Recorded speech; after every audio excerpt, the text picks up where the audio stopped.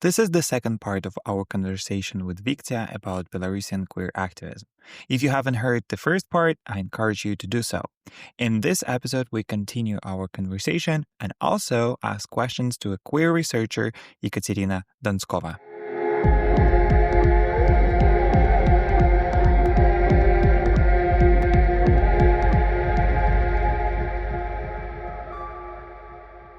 What was the reason that in the post-Soviet countries, the LGBTQ plus movement started its actions in Belarus, if I could say, like in discursive words like this? I worked a lot with the topic of Ukraine, and I could tell the difference that Ukraine, for example, had. And there, they had a bad experience from right-wing groups because the first action that I think happened in 2004 was already disrupted. And it was even more human rights oriented than Belarusian ones because it was kind of co-funded by UNICEF or some kind of different big international human rights organization. And it was already disrupted, even though it was about HIV. More than that, there were also mechanisms to work with the state in order to lobby some certain policies, because Ukraine was also kind of on the way or in a question to be on the way to EU. They had a mechanism to propose certain laws or certain like just policies to be accepted through lobbying, not to go disruptively on the streets and demand something in order not to provoke right-wing groups. In Belarus, activists didn't have the opportunity to somehow promote their ideas through legal mechanisms. So the only way for them was to be visually present, even though a lot of activists from different groups, because Gay Belarus is just one of the groups that was present in Belarus. Others were helping people to get a community. Others help with medicine and so on and so forth. And they even gathered together in order to discuss their potential program, like how can they support each other.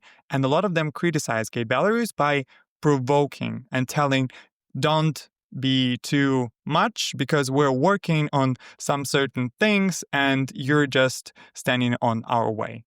Especially that happened after Pride of 2010.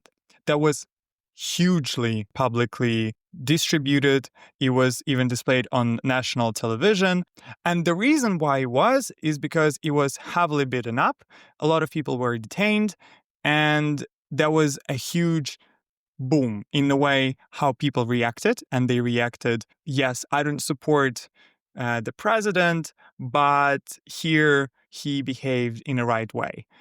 Finally, someone stopped them. Or like, I am so glad that that happened. And the fact that people could be beaten up in the heart of Minsk was also a big thing for queer community in general, because a lot of people start to feel like the hostility of the surroundings is increasing. And a lot of people blamed Gay Belarus for this as well, because they politicized the topic, and then people who benefited from it were the authorities that were able to detain. Oh my God, this is the devil's circle. And but I'm still, is it the time to ask you again? Because I'm still interested about this queer parade in the most dangerous district of Minsk. We're getting close to it. Because here, what also happened in 2010 is that the first appearance of right-wing groups also was publicly shown. On the conference before the Pride of 2010, there were people around that were like potentially waiting to beat up the activists. There were certain threats before the action itself. And activists were actually thinking, should we have the action or not? And they seemed, they viewed it as loss if they're not going to be publicly viewed outside, because then they will accept this right-wing people that tell them that you can't be there, that the right to be displayed should be there. But then after 2010, they realized how big risk of a violence is. And in my theory, in how I propose to view those acts, they have chosen the audience of their messages from the government that they now view as impossible to change, and the policies, like, you don't have to even reach to them, but you gotta have some meaning in having actions. What could then be your audience? And they have chosen the queer community to be their audience. They felt like they put them under threat after 2010, and they did everything in order to give the people, and that's what I call affirming normality, the sense of the reality where it's actually safe to be a queer person in Belarus. And here, the Pride of 2011 in Shabani is very important because here, like, it started with Alexander Lukashenko saying that he is not against of prides in Belarus, actually, but it's nice to have it in the outskirts of the city.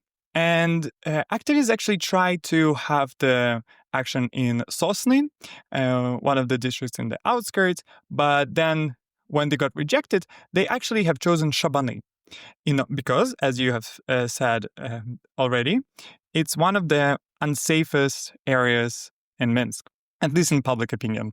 Even now, I think when you just start Googling in Shabani, there's gonna pop up some like cruel things in your browser, like death, violence, killings, robberies every day.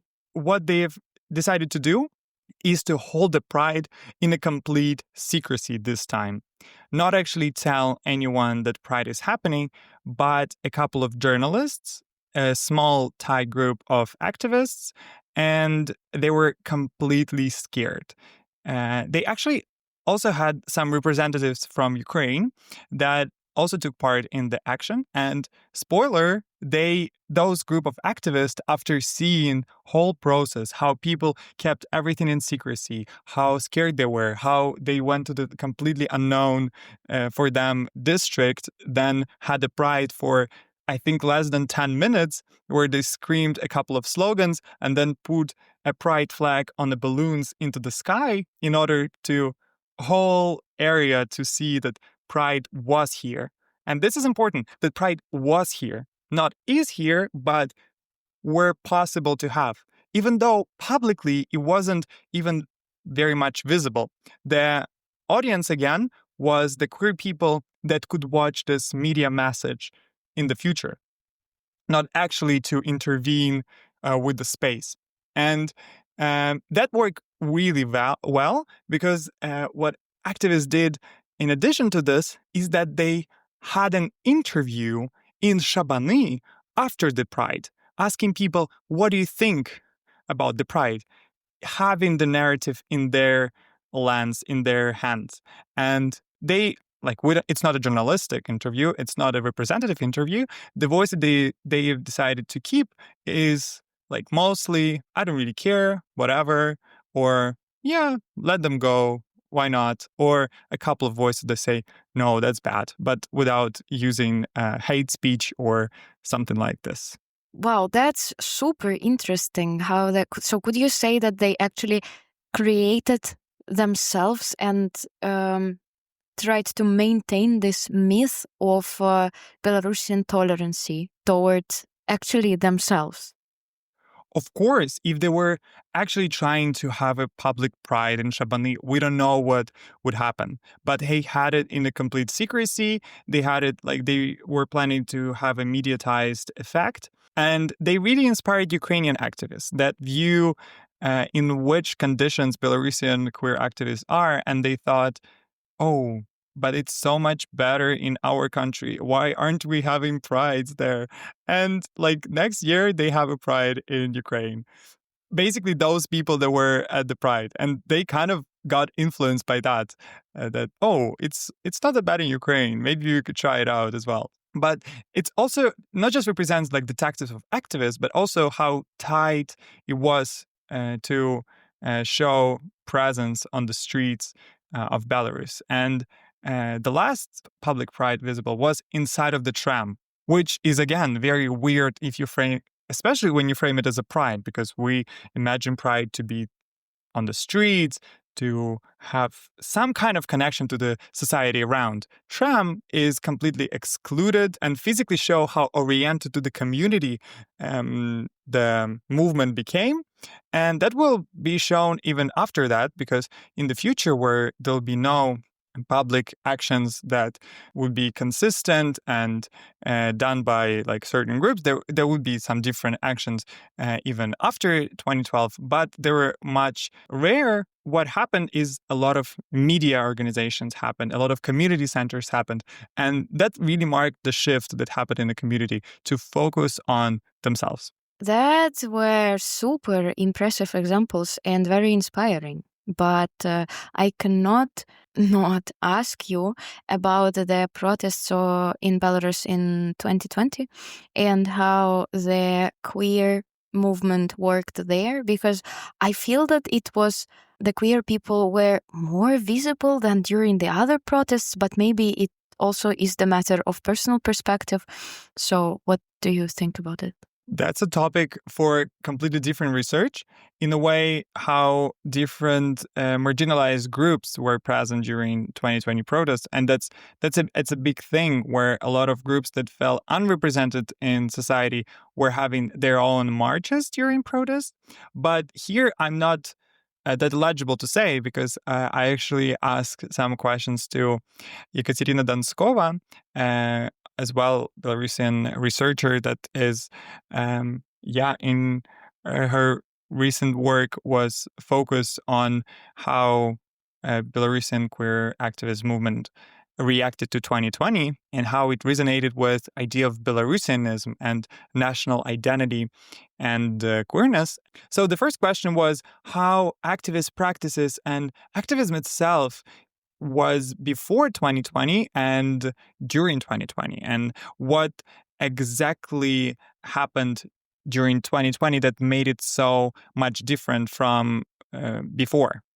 Before 2020, Belarusian LGBTQ+ activist identity was shaped by risk management and stamina rather than by visibility. In the 1990s and 2000s, activism clustered around recognizable individuals and their teams, like Lambda in 1998 or Minsk Pride in 1999 till 2002 and Gay Belarus in 2007. These efforts borrow Western NGO formats, for example, Prince, Conference, AIDS work, and so on, but remained person-centric and fragile. When leaders were forced to immigrate, whole structure hollowed up. From 2014 to 2020, activism matured into organizations, so legal aid documenting hate crimes, sustained education and cultural events, and crucially, outreach beyond Minsk. Identity became less about a single face and more about a team and infrastructure, even if its cross-organizational coordinator was still limited.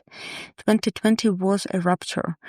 Queer people stepped into the national protest as a part of the broader we, experienced public visibility at scale, and then, after repression, readapting to an anonymous, safety-first mode that centers preservation, mental health, and micro-practices of solidarity.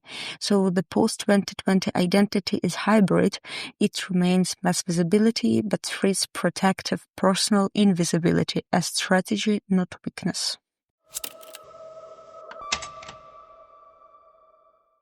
When I talk about the second wave of Belarusian queer activism, I mean the period from 2014 to 2020. This was a shift away from the earlier activism of persons where everything depends on one or two charismatic leaders towards what I call the activism of organizations. First of all, from individualism to teams, as I said.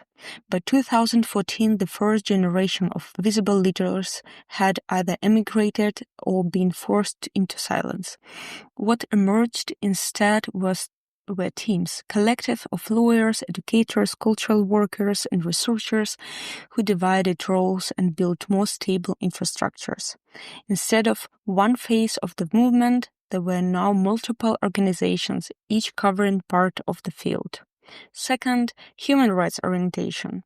They had a strong legal and human rights focus. Groups systematically documented hate crimes, police interruptions, the so-called fake dates, and cases of forced outing. They trained people in digital and physical security. This was a new layer of professionalism. The activism wasn't only about symbolic actions and cultural presence, but about legal evidence and protections. 3. Expansion into culture and education. Alongside legal work, organizations experiments with cultural and educational formats. Film festivals, public discussions, small queer art events, gender-themed publications. All this became safer, semi-public way to normalize discussion of queerness. For many young people, cultural entry points were less risky than direct political activism, but they still built community and visibility. 4. Regional outreach. Another novelty was work beyond Minsk. Activists began running workshops and support groups in smaller cities. That regionalization mattered. It gave visibility to people who had never seen themselves reflected before and built networks outside the capital's bubble. But also weaknesses. At the same time, the second wave had clear limits. Organizations often worked in isolation. There was little coordination, few platforms for sharing resources or knowledge. This meant duplications of efforts and sometimes even competitions for donors' attention. Many respondents in my research named this as a bottleneck. We built organizations, but we didn't build a movement. And position before 2020. So by the eve of the 2020 protests, Belarus had a denser, more professional field of queer activism than ever before. There were organizations with staff, legal expertise, cultural programming, and some donor support. But there was also fragility, weak horizontal connections, and almost no experience of engaging in mass political protests as a queer groups. That's why the revolution of 2020 became such a shock. It demanded public presence on the streets, something this second wave had only rarely attempted. The skills they had, legal, cultural, educational, were suddenly vital, but the context of mass protest changed how those skills had to be used. Here, what is also interesting is how national Belarusianism, the idea of nation state, we talked about how this optics of nationalhood was mostly obtained by right-wing conservative oppositional leaders and organizations. Actually, that shift that is happening in 2020 is big, but I also want to highlight that both leaders of Lambda and Gay Belarus were also using Belarusian in their public speeches. Before 2020, many queer Belarusians experienced the national as normative and excluding, tied to family values, tradition, and state discourse that coded queerness as foreigner. This produced a felt split, to be queer versus to be Belarusian. 2020 changed the grammar of belongings. On the streets, rainbow flags stood alongside white, red, white flags. Queer people claimed presence within the national body, not outside of it. One respondent captured the turning point after marching in a queer column. No one can tell us you weren't there. The point wasn't just visibility, it was existence as a part of the nation. To name this, I propose Q-unit identity, a fused identity where Belarusianness and queerness reinforce each other rather than compete. It is not Western-style homonationalism. There is no leveraging LGBTQ rights to exclude others, nor alignment with state nationalism. Instead, it's coalitional identity born under repressions, resisting both heteropatriarchy and quasi-colonial pressure, notably from Russia.